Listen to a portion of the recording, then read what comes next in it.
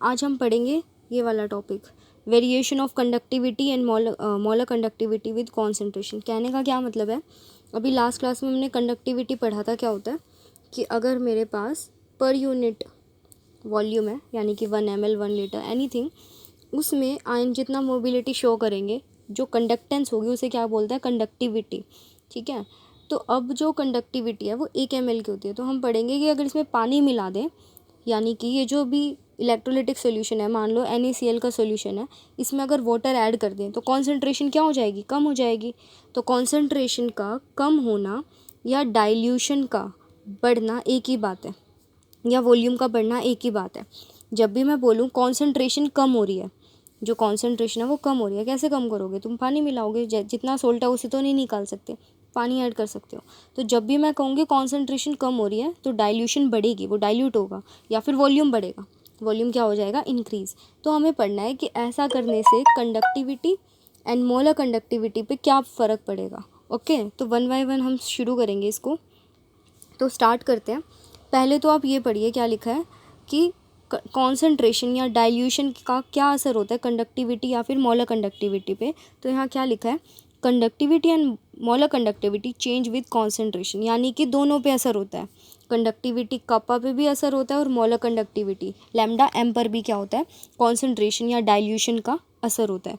ध्यान रखिएगा, कॉन्सेंट्रेशन कम होने का मतलब है डाइल्यूशन का बढ़ना, या कॉन्सेंट्रेशन बढ़ने का मतलब है डाइल्यूशन का कम होना, दोनों सेम है। ओके, कॉन्सेंट्रेशन और वॉल्यूम आपस में क्या होंगे, इन्वर्सली।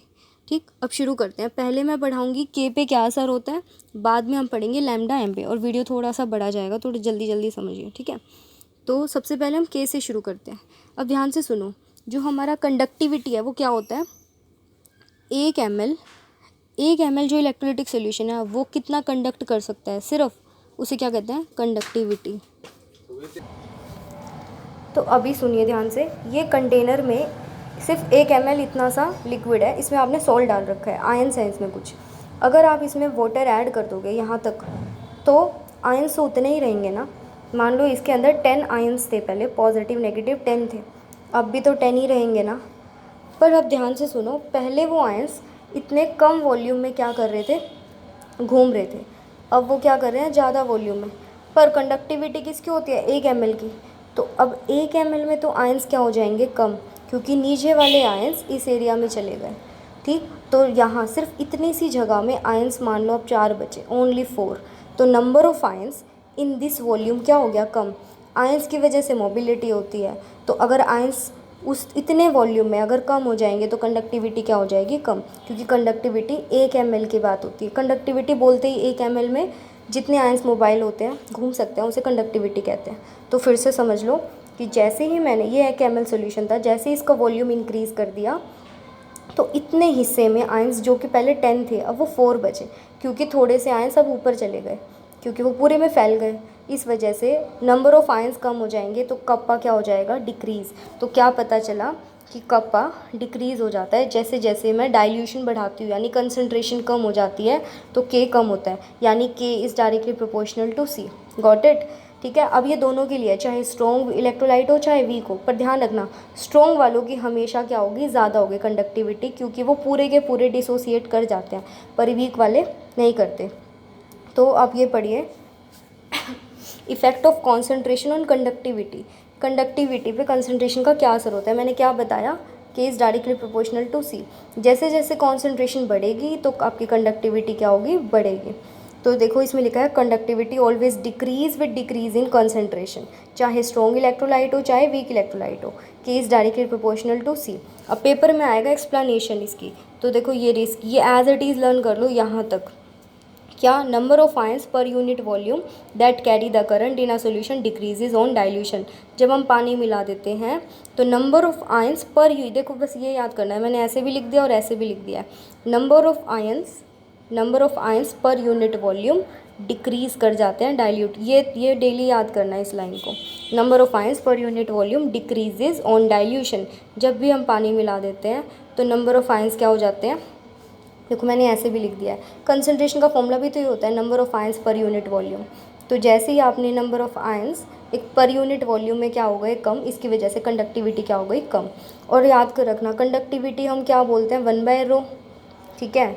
अब रो का फॉर्मूला क्या होता है RA/L, तो यहाँ पे क्या हो जाएगा 1/RA/L, और 1/R को G भी लिख सकते हैं, तो कंडक्टिविटी इक्वल टू हो गया GL/A, यानी कि कंडक्टिविटी उस सॉल्यूशन की कंडक्टेंस है जो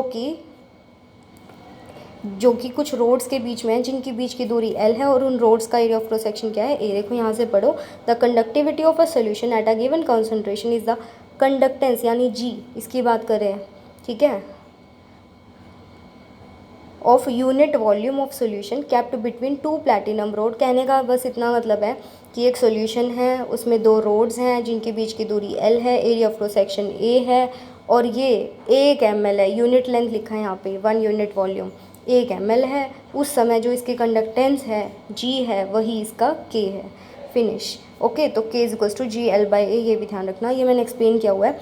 आयंस पहले देखो इतने सारे थे 1 ml में, जैसे ही आपने क्या कर दिया वॉल्यूम देखो बढ़ा दिया, तो ये आयंस ऊपर चले गए। तो अब देखो इतने से वॉल्यूम में आयंस क्या हो गए कम, इतने से वॉल्यूम में आयंस क्या हो गए हैं कम, जिसकी वजह से K क्या हो जाएगा डिक्रीज़ हो जाएगा, ठीक है। तो ये रही बात किसकी कंडक्टिविटी। क्या पता चला कंडक्टिविटी कम हो जाता है कब, जब कंसंट्रेशन को क्या कर देते हैं कम, यानी डाइल्यूशन बढ़ा देते हैं।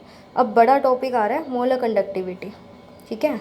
अब ध्यान से सुनना प्लीज़, मोलर कंडक्टिविटी पूरे सोल्यूशन की है। मोलर कंडक्टिविटी का फॉर्मूला क्या होता है K/C। तो साफ पता चल रहा है मोलर कंडक्टिविटी कंसंट्रेशन की है इन्वर्सली प्रोपोर्शनल, यानी कंसंट्रेशन को अगर हम क्या कर देंगे कम, यानी पानी मिला देंगे, कंसंट्रेशन कम मतलब पानी मिलाओ, डाइल्यूशन बढ़ाओ, तो कंसंट्रेशन कम कर दी तो मोलर कंडक्टिविटी बढ़ेगी, क्योंकि ये पूरे सोल्यूशन की होती है। मोलर कंडक्टिविटी पूरे के पूरे सोल्यूशन की होती है। तो बस अगर पानी मिलाओगे तो आयंस पूरे में फैलेंगे, जितना ज़्यादा आयंस घूमेंगे उतनी ज़्यादा क्या होगी मोलर कंडक्टिविटी। तो ध्यान से सुनते जाना, मोलर कंडक्टिविटी बढ़ती है हम जब डिक्रीज़ कर देते हैं कंसंट्रेशन को, ठीक है, या क्या कर देते हैं डाइल्यूशन कर देते हैं, यानी डाइल्यूशन बढ़ जाता है। डिक्रीज़ इन कंसंट्रेशन को, कंसंट्रेशन घटने को डाइल्यूशन ही तो बोलेंगे, डाइल्यूट होना, ठीक है। तो ध्यान रखना मोलर कंडक्टिविटी बढ़ता है कंसंट्रेशन के डिक्रीज़ होने पर या डाइल्यूशन के बढ़ने पर। तो देखो मोलर कंडक्टिविटी कंसंट्रेशन के इन्वर्सली प्रोपोर्शनल है, इसको ऐसे लिख सकते हैं। कंसंट्रेशन क्या होता है नंबर ऑफ मोल्स अपॉन में वॉल्यूम, n को 1 रखो, मतलब 1 मोल है किसी सोल्यूशन में, तो lambda m is equals to K/C, C की जगह रख दिया n/V, n की जगह रख दिया 1, तो V ऊपर चला गया। तो देखो ये चीज़ समझ आ गई ना, हमने क्या किया K/C की वैल्यू रख दी n/V, n है हमारा 1, तो ये हो गया KV के इक्वल, ठीक है, केंद्रीय विद्यालय।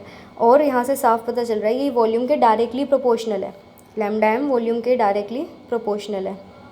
इसका मतलब जैसे जैसे वॉल्यूम बढ़ेगा यानी कंसंट्रेशन घटेगी, वैसे वैसे ये क्या होगा बढ़ेगा। देखो ये इन्वर्सली प्रोपोर्शनल है और वॉल्यूम के डायरेक्टली। ये बात क्लियर कर लो बस कि अगर तुमने एक कंटेनर में इतना सा पानी था, पानी को ज़्यादा कर दिया यानी डाइल्यूशन कर दिया, तो कंसंट्रेशन कम हो गई, पर मोलर कंडक्टिविटी क्या होगी बढ़ जाएगी, क्योंकि बहुत सारे आयंस इसमें घूमना स्टार्ट कर देंगे। तो ये लिखा है molar conductivity of strong electrolyte increases slowly with dilution but for weak electrolyte increases rapidly. इसका क्या मतलब है वो हम ग्राफ से समझेंगे पहले। देखो इस ग्राफ में ये कंसंट्रेशन है, ये मोलर कंडक्टिविटी है। तुम देख रहे हो ग्राफ दोनों नीचे की तरफ है। नीचे का मतलब, नीचे का क्या मतलब है, जब इन्वर्सली प्रोपोर्शनल, जब कंसंट्रेशन ज़्यादा है, जब कंसंट्रेशन ज़्यादा है तो देखो मोलर कंडक्टिविटी कम है, और जब कंसंट्रेशन कम है तो देखो मोलर कंडक्टिविटी ज़्यादा है। इसका मतलब इन्वर्सली प्रोपोर्शनल हुआ। यहाँ पे डाइल्यूट है तो ज़्यादा है मोलर कंडक्टिविटी, पर यहाँ लिखा है कि ये स्ट्रॉन्ग इलेक्ट्रोलाइट है और ये वीक है। स्ट्रॉन्ग वालों की हमेशा वीक से ज़्यादा होती है, एक तो ये बात, ठीक है। दूसरी बात क्या है कि इनकी देखो चाहे कंसंट्रेशन क्या हो, ये कंसंट्रेशन क्या है सबसे कम, और यहाँ कंसंट्रेशन क्या है ज़्यादा। जब कंसंट्रेशन ज़्यादा है, गाढ़ा गाढ़ा सा सोल्यूशन है, जब कंसंट्रेशन ज़्यादा है तब मोलर कंडक्टिविटी ये रही, और जब कंसंट्रेशन कम है तब ये रही, पर दोनों ऑलमोस्ट सेम है। कहने का मतलब स्ट्रॉन्ग की मोलर कंडक्टिविटी ज़्यादा नहीं बढ़ती, वीक की एकदम से ज़्यादा क्यों बढ़ती है। अब मैं कुछ पॉइंट्स में बताऊंगी, जल्दी जल्दी सुनना, फिर मैं रिवाइज़ करा दूंगी। पहला पॉइंट, स्ट्रॉन्ग वालों की हमेशा वीक से ज़्यादा होगी, क्योंकि वो पूरी तरीके से डिसोसिएट करते हैं, वीक वाले नहीं करते, एक पॉइंट। दूसरा, स्ट्रॉन्ग वालों की धीरे धीरे बढ़ी और वीक की एकदम से बढ़ गई। तो इन दो क्वेश्चन के आंसर मैं पहले बता रही हूँ, फिर इसमें नोट्स में पढ़ा दूँगी। पहला पॉइंट तो ये सुनो, स्ट्रॉन्ग की हमेशा ज़्यादा क्यों होती है? मैंने अभी बताया क्योंकि वो पूरे तरीके से टूटते हैं, पर वीक वाले कम कम टूटते हैं। इसलिए देखो, किसी भी कंसंट्रेशन पे चेक कर लो बेशक से आप, कोई बीच में पॉइंट पकड़ो, मोलर कंडक्टिविटी देखो इस वीक की तो कम है और इसी लाइन में देखो स्ट्रॉन्ग की ज़्यादा है। तो क्यों ज़्यादा है? क्योंकि इनके आयंस ज़्यादा टूटते हैं पानी में एट सेम कंसंट्रेशन और वीक के कम। पहला पॉइंट क्लियर। पॉइंट नंबर 2, पहले हम स्ट्रॉन्ग की बात करेंगे और फिर वीक की बात करेंगे। पहले स्ट्रॉन्ग की बात करते हैं, अब आराम से करा रही हूँ। अब देखो, हाई कंसंट्रेशन है तो मोलर कंडक्टिविटी कम है। तो पहला पॉइंट क्यों है ऐसा? तो जब कंसंट्रेशन ज़्यादा है, मतलब कम वॉल्यूम है, वो गाढ़ा गाढ़ा है, तो ये जो आयंस होंगे ना, आयन और आयन में क्या होगी? देखो इंटरेक्शन होगी, ठीक है। इसकी तो है ही, इसकी इसके साथ भी है। तो आयंस में क्या है? स्पेस कम होने की वजह से इंटरेक्शन आयंस में क्या है? ज़्यादा है। ये एक दूसरे को जाने नहीं दे रहे, इसे बोलते हैं इंटर आयनिक इंटरेक्शन। तो इंटर आयनिक इंटरेक्शन ज़्यादा है। जैसे ही मैं कंसंट्रेशन क्या कर दूँगी? कम, यानी पानी बढ़ा दूँगी, तो क्या होंगे? आयंस घूमने लग जाएंगे, आयंस घूमने लग जाएंगे। अगर आयंस घूमने लग जाएंगे तो इनकी इंटरेक्शंस क्या हो जाएंगी? कम, और मोलर कंडक्टिविटी बढ़ेगी, मोलर कंडक्टिविटी विल इंक्रीज। तो सिंपल है, हाई कंसंट्रेशन पे क्या था? इंटर आयनिक इंटरेक्शन। जबकि जब कंसंट्रेशन क्या हो गई? लो, पानी बढ़ गया, उससे क्या होगा? आयन आयन के बीच में फोर्स टूट गए और वो फ्रीली घूमने लगे, तो मोलर कंडक्टिविटी बढ़ी। अब सवाल है, ये इतने कम लेवल से क्यों बढ़ रहा है? धीरे धीरे क्यों बढ़ा? तो अब सुनो ध्यान से। स्ट्रॉन्ग वालों में जब कंसंट्रेशन क्या थी? हाई कंसंट्रेशन, गाढ़ापन था, उस टाइम पर ये ना 100 आयंस थे, 100 आयंस। जब मैंने पानी मिला दिया ना, ये पूरी तरीके से टूट जाते हैं, चाहे कंसंट्रेशन ज़्यादा हो चाहे कम हो। जब पानी मिला है ना, तब भी आयंस की संख्या 100 ही थी, सिर्फ क्या हुआ? इनके फोर्स ही टूटे हैं।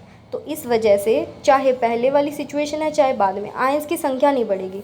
तो इसीलिए सिर्फ इंटरआयनिक इंटरेक्शन ही ब्रेक हुए थे, इस वजह से इनके जो ये है, ये लाइन ऑलमोस्ट कांस्टेंट रहती है। पर लेकिन है तो ज़्यादा, कांस्टेंट है, पर वीक वालों से है तो वैल्यू ज़्यादा। ठीक, अब बात करते हैं हम वीक वालों की। वीक में क्या होता है? वीक में भी ऐसा ही होगा। इनकी ना कंसंट्रेशन जब हाई होती है तो ये वैल्यू कम क्यों है? सेम वही बात है। पहली चीज़ तो क्या, ये टूटते ही कम है, पार्शियली टूटते हैं, 100 में से कोई 50 से टूटेंगे। दूसरी चीज़ इसमें क्या होती है? वही, इनमें भी क्या होंगे? इंटरआयनिक इंटरेक्शन। तो एक तो इंटरआयनिक इंटरेक्शन है, दूसरा ये आयंस भी कम है, इस वजह से इनकी ये जो वैल्यू है ये बहुत नीचे है, ये लाइन बहुत नीचे है, मोलर कंडक्टिविटी बहुत कम है। जैसे ही मैंने पानी मिलाया, इनकी वैल्यू एकदम से तेज़ी से क्यों बढ़ी? ये आंसर है हमारा क्वेश्चन, तो सॉरी यही है कि इतनी वैल्यू क्यों बढ़ी? क्योंकि जब वॉल्यूम कम था, कंसंट्रेशन ज़्यादा थी, जब वॉल्यूम कम था, तो मान लो इसमें सिर्फ 50 आयन टूटे हुए थे, आउट ऑफ 100 सिर्फ 50 टूटे थे, ठीक। और इंटरेक्शंस क्या थे? ज़्यादा। जैसे ही मैंने वॉल्यूम को इंक्रीज़ किया, पानी मिलाया, डाइल्यूशन बढ़ाया, तो क्या हुआ? एक बात तो 50 में अब 100 में से 50 नहीं 70 टूट गए, यानी वो क्या कहते हैं उसको, डिसोसिएशन बढ़ गया। एक तो डिसोसिएशन बढ़ा, दूसरा फोर्स ऑफ अट्रैक्शन कम हो गया, जैसे स्ट्रॉन्ग में कम हुआ था। तो यहाँ दो बात एक साथ हो गई, आयंस की संख्या भी बढ़ रही है और क्या हो रहा है, और दूसरा क्या हो रहा है? इंटरेक्शंस क्या हो रही हैं? कम। इस वजह से इनकी एकदम से मोलर कंडक्टिविटी क्या होती है? झुक करके बढ़ती है, धीरे धीरे क्या होती है? इंक्रीज़। इनकी कंडक्टिविटी, मोलर कंडक्टिविटी स्ट्रॉन्ग वालों से है कम, बढ़ती तेज़ी से है। देखो वैल्यूज़ तो सारी कम है, इंक्रीज़ तो स्मूथ एकदम शार्पली आ गया ना। तो क्वेश्चन ये आएगा आपका, स्ट्रॉन्ग वालों की धीरे धीरे क्यों बढ़ती है? क्योंकि इनके आयंस हमेशा कम ही जितने लेस कंसंट्रेशन में उतने ही मोर कंसंट्रेशन, आयंस पे फ़र्क नहीं पड़ता, सिर्फ किस पे फ़र्क पड़ता है? इंटरैक्शंस पे। बट लेकिन वीक वालों में इंटरेक्शन पे भी फ़र्क पड़ता है और नंबर ऑफ़ आयंस पे भी फ़र्क पड़ता है। ओके, तो इस वजह से क्या होगा, इनमें ये क्वेश्चन आएगा कि एकदम से क्यों बढ़ रहा है और ये धीरे धीरे क्यों बढ़ रहा है। ठीक, अब बात करते हैं एक और, जो ये स्ट्रॉन्ग वाले हैं, इनकी ना एक इक्वेशन है। अब देखो ये ग्राफ कैसे बना, मैं वो समझा रही हूँ। हमें टॉपिक क्या पढ़ना था, ध्यान से सुनना। टॉपिक क्या था कि मोलर कंडक्टिविटी का कंसंट्रेशन पे क्या असर है। तो कोई भी ग्राफ बनाने के लिए हमें एक इक्वेशन चाहिए होती है। क्या चाहिए होती है? इक्वेशन। सबसे पहले छोटी छोटी इक्वेशन समझो। y बराबर mx का ग्राफ कैसा बनेगा? ये y है, अगर ये x है तो कैसा बनेगा? Straight line. एक बात ख़त्म। दूसरी, y बराबर c प्लस एम एक्स का ग्राफ कैसा बनेगा? ये y है, अगर ये x है, ये इंटरसेप्ट भी आ गया तो कुछ ऐसा बनेगा। कैसा बनेगा? ऊंचाई में इसका स्लोप क्या होगा m, और ये इंटरसेप्ट होगा c। ठीक, अगर आपके पास नेक्स्ट ग्राफ है y is equals to c minus M X, actually ये प्लस है पर स्लोप माइनस में है, तो इसका ग्राफ कैसा होगा? y x, क्योंकि स्लोप माइनस में है तो नीचे की तरफ, पहले तो ये याद रखना, ये नीचे बनेगा, नीचे की तरफ। ठीक है, ये ध्यान रखना, ये कौन है? इसका इंटरसेप्ट c, और ये क्या है? x, और ये क्या है? स्लोप माइनस m, ये ध्यान रखना। तो अब एक बंदा था डिबाय, एक बंदा था हक्कल, और एक था ऑनसैगर। इन तीनों ने एक इक्वेशन दी थी। ठीक है, अब वो क्या है वो सुनो ध्यान से। Lambda m molar conductivity is equals to lambda naught m minus एक कांस्टेंट है अंडर रूट c। तो आपको किस किस के बीच में ग्राफ बनाना था? मोलर कंडक्टिविटी और कंसंट्रेशन के। तो बनाओ, यहाँ रखो लैम्डा m और ये कंसंट्रेशन यानी c की पावर हाफ, c की पावर हाफ, ध्यान रखना। अब उसके बाद देखो ये क्या है? माइनस, इसका मतलब नीचे की तरफ ग्राफ बनेगा। इसका ये कौन है? इंटरसेप्ट, लैम्डा नोट m यहाँ रखो, और ये क्या है? माइनस a, इसका क्या है? Slope, minus a slope. Lambda note m ये क्या है? यहाँ पे कंसंट्रेशन कितनी होगी? ज़ीरो नहीं होगी? ये जो कंसंट्रेशन है यहाँ क्या होगी? ज़ीरो। और जो पानी होगा वो कितना होगा? बहुत सारा, यानी डाइल्यूट होगा, एकदम डाइल्यूट। कंसंट्रेशन ज़ीरो मतलब very very very very dilute, यानी इनफाइनाइट डाइल्यूशन। ज़ीरो कंसंट्रेशन को इनफाइनाइट डाइल्यूशन भी बोल सकते हैं। Got it? तो अब एक बात बताओ, कोई सॉल्ट है, स्ट्रॉन्ग इलेक्ट्रोलाइट है, जैसे जैसे कंसंट्रेशन क्या हो रही है? कम, यानी पानी मिला रहे हैं तो मोलर कंडक्टिविटी बढ़ी बढ़ी बढ़ी और ज़ीरो पॉइंट पे जाके यहाँ कट कर गई, तो ये इसकी मैक्सिमम मोलर कंडक्टिविटी नहीं हुई। मैक्सिमम का क्या मतलब है? जितना वो कंडक्ट कर सकता है भाई, अब उतना ही करेगा, उससे ज़्यादा नहीं। इसे बोलते हैं limiting molar conductivity, limiting molar conductivity. Lambda note m को बोलते हैं लिमिटिंग। देखो ये मोलर कंडक्ट के ऊपर ज़ीरो है, ज़ीरो मतलब ज़ीरो कंसंट्रेशन, या इसको हम ऐसे भी लिख सकते हैं lambda infinity m, infinite dilution. Zero मतलब ज़ीरो कंसंट्रेशन या इनफाइनाइट डाइल्यूशन पर जो भी मोलर कंडक्टिविटी होगी उसे क्या बोलेंगे? Limiting molar conduct. ध्यान रखना ये सबसे मैक्सिमम मोलर कंडक्टिविटी। मान लो KCl है, वो कंडक्ट कर रहा है 0.5, जब मैंने पानी मिलाया 0.6, और पानी मिलाया 0.7, और बिल्कुल बहुत सारा पानी मिला दिया। अब जितने आयंस जो फैल सकते थे वो फैल गए, उससे कोई फ़र्क नहीं पड़ रहा। वो 0.9, उससे ज़्यादा अब मैं पानी मिलाए जा रही हूँ, अब वो और ज़्यादा कंडक्टेंस शो नहीं कर रहे, तो ये मेरी क्या हो गई? लैम्डा नोट m, यानी कि ये वाली वैल्यू लैम्डा नोट m। तो ये मेरा लैम्डा नोट m है, और ये लैम्डा c का मतलब एट एवरी कंसंट्रेशन में जो भी यहाँ पर लिखोगे वो यहाँ पर डॉट डॉट बनते जाएंगे। ठीक है, तो अब ये जो बात है वो सिर्फ देखो ये वाली लाइन तो फॉलो कर रही है जो इक्वेशन डिबाय हक्कल ऑन सैगर ने दी थी, पर ये वाली लाइन नहीं कर रही। इसका मतलब जो मैंने इक्वेशन लिखी थी, ये याद कर लेना, इक्वेशन इंपॉर्टेंट है, कुछ भी नहीं करना। लिमिट ये इसके बीच में और इसके बीच में तो ग्राफ चाहिए ही था, बस इसका ये इंटरसेप्ट है और माइनस ए इसका क्या है? स्लोप।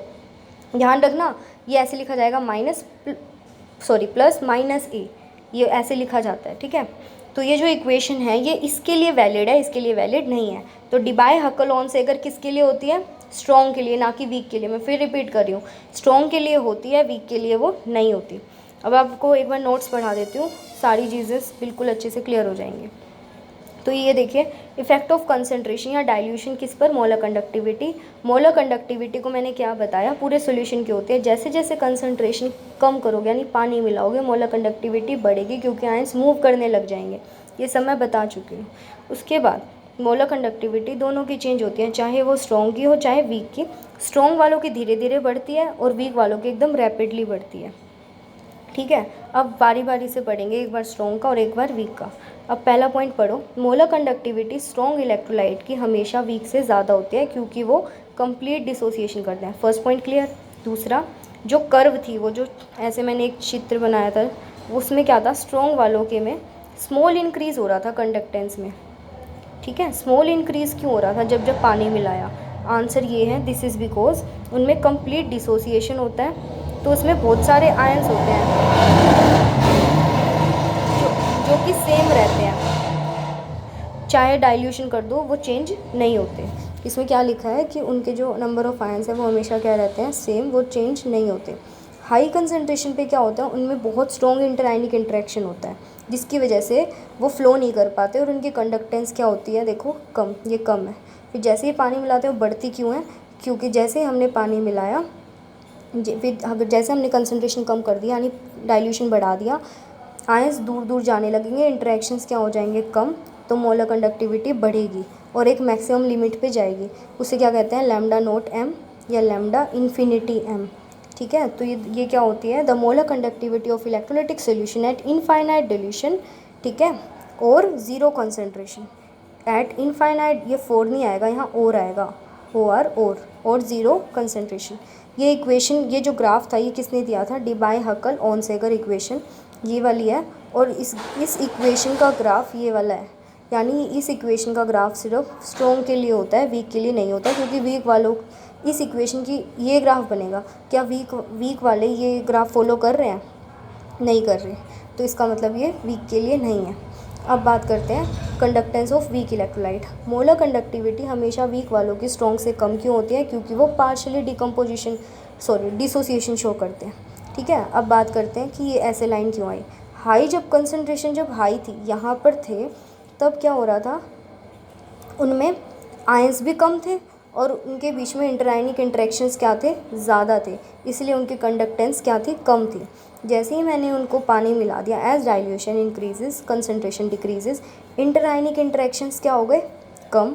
और दूसरी बात, बहुत सारे आयंस, ये लिखा, बहुत सारे आयंस क्या कर रहे हैं, घूम रहे हैं, इस वजह से मोलर कंडक्टिविटी क्या हो जाएगी, बढ़ जाएगी, एकदम बहुत ही स्पीड से बढ़ेगी। तो देखो स्पीड से बढ़ गई। मैं बता रही हूँ डिबाय-हकल इसके लिए है, इसके लिए नहीं है। लास्ट आपका एक चीज़ और, कि इस इक्वेशन, ये ग्राफ ऐसे हैं, ये ग्राफ ऐसे हैं। अब इस इक्वेशन को तो ऐसे डॉट डॉट करके हम इसे बोलते हैं एक्स्ट्रापोलेशन। मीन्स ग्राफ में अब ये यहाँ तक तो हमें पॉइंट्स मिल जाते हैं, ये नहीं मिलते, तो हम डॉट डॉट करके इसको यहाँ तक खींच सकते हैं। एक्स्ट्रापोलेशन बोलते हैं इसको, क्या बोलते हैं, एक्स्ट्रापोलेशन। तो स्ट्रॉन्ग को हम एक्स्ट्रापोलेट करके इसकी लिमिटिंग मोलर कंडक्टिविटी निकाल सकते हैं, ये वैल्यू निकाल पाते हैं। इसकी नहीं निकाल सकते क्योंकि वो ऐसे बढ़ती ही रहेगी, इसके पैरेलल ऐसे बढ़ती ही रहती है।